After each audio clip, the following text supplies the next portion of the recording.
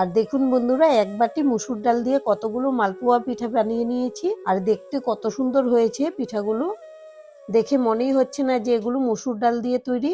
আপনারা যদি এই মালপোয়াগুলো একবার বানিয়ে খান, বারবার খেতে চাইবেন, এতটাই সুস্বাদু হয়। আর কত ফুলকো ফুলকো হয়েছে। এখন আমি একটা আপনাদেরকে ভেঙে দেখাবো ভেতরটা কেমন হয়েছে। এখন কিন্তু অনেকটাই গরম আছে, তাই আমার একটু ধরতে অসুবিধা হচ্ছে। এই যে দেখুন ভেতরটা কত সুন্দর। দেখুন, চালের গুঁড়ো দিয়ে বানালে যেরকম ভেতরটা হয় ঠিক সেরকম হয়েছে। নমস্কার বন্ধুরা, আজকে আমরা এক বাটি মুসুর ডাল দিয়ে খুব সুন্দর একটা রেসিপি করব। আর এই রেসিপিটা এতই সুন্দর হয়, আপনারা নিজের চোখে না দেখলে বিশ্বাস করতে পারবেন না। তার জন্য নিয়েছি এখানে এক বাটি মুসুর ডাল। আর এদিকে গ্যাসে একটা কড়াই বসিয়েছি, কড়াইটা গরম করে নিয়েছি। এখন আমি ডালগুলোকে দিয়ে দেব। আর এই ডালগুলোকে শুকনো খোলায় ভেজে নেব। আমি প্রায় 2-3 মিনিটের মতো ভেজে নিয়েছি। দেখুন কালারটা কিন্তু চেঞ্জ হয়ে গেছে, হলুদ হলুদ হয়ে যাচ্ছে। ঠিক এমন সময় আমি নামিয়ে নেব, গ্যাসটাকে অফ করে দিচ্ছি।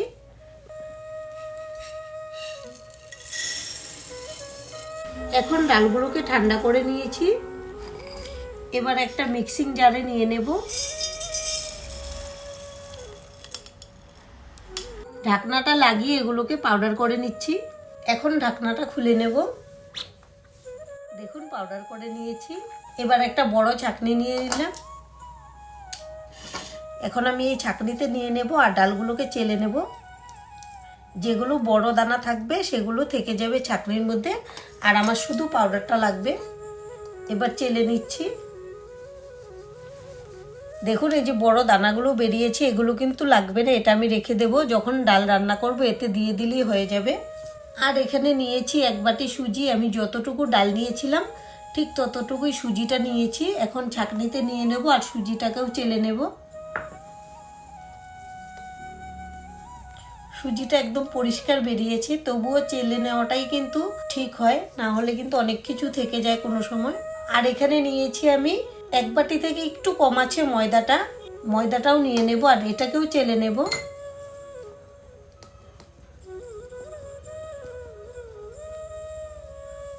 এখন দিয়ে দেব স্বাদ অনুযায়ী লবণ। লবণটা দিলে খুব ভালো একটা টেস্ট আসবে।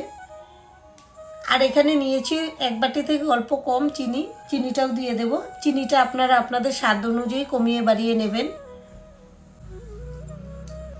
এখন সবগুলো উপকরণ আমি একসঙ্গে মিশিয়ে নিচ্ছি। আর এখানে নিয়েছি হালকা কুসুম গরম জল দিয়ে দেব। প্রথমে আমি মিশিয়ে নেব।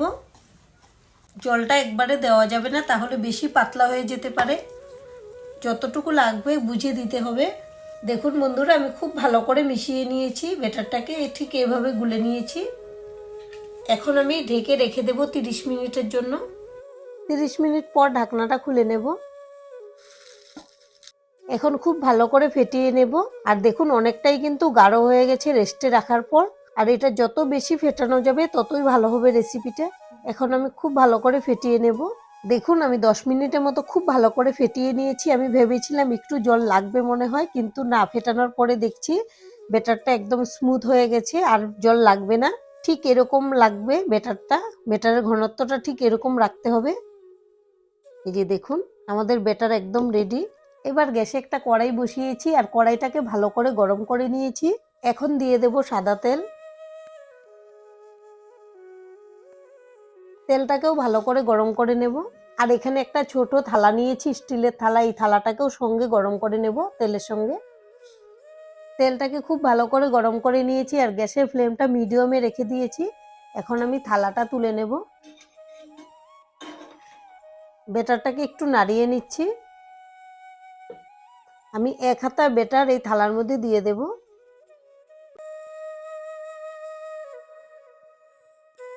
এখন তেলের মধ্যে ছেড়ে দেব হালকাভাবে, আর উপর থেকে এভাবে তেল দিয়ে দেব।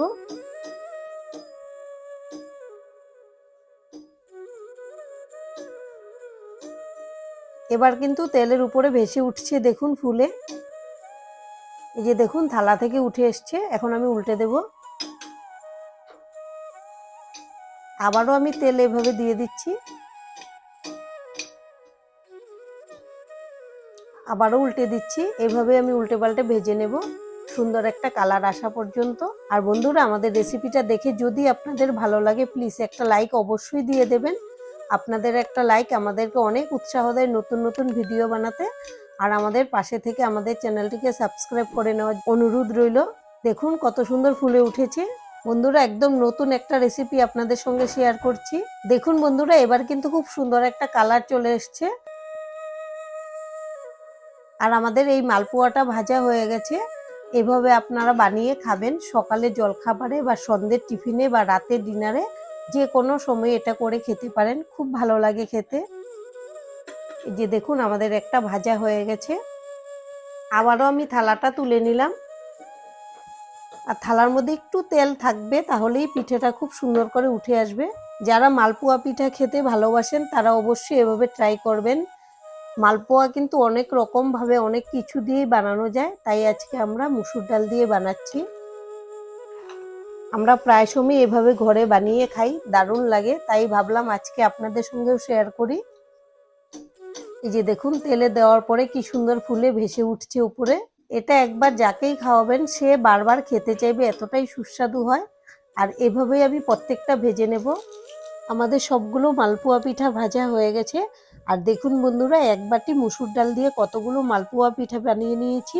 আর দেখতে কত সুন্দর হয়েছে পিঠাগুলো, দেখে মনেই হচ্ছে না যে এগুলো মুসুর ডাল দিয়ে তৈরি। আপনারা যদি এই মালপোয়াগুলো একবার বানিয়ে খান বারবার খেতে চাইবেন, এতটাই সুস্বাদু হয়। আর কত ফুলকো ফুলকো হয়েছে। এখন আমি একটা আপনাদেরকে ভেঙে দেখাবো ভেতরটা কেমন হয়েছে। এখন কিন্তু অনেকটাই গরম আছে, তাই আমার একটু ধরতে অসুবিধা হচ্ছে।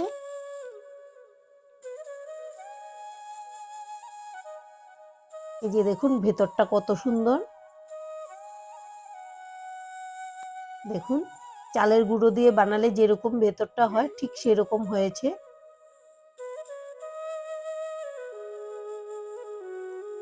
খেতে কিন্তু দুর্দান্ত লাগে। একবার এভাবে অবশ্যই বানিয়ে দেখবেন, আশা করছি আপনাদের খুবই পছন্দ হবে। তাহলে আজকের ভিডিওটা এখানেই শেষ করব। সবাই ভালো থাকবেন, সুস্থ থাকবেন। সম্পূর্ণ ভিডিও দেখার জন্য অসংখ্য ধন্যবাদ।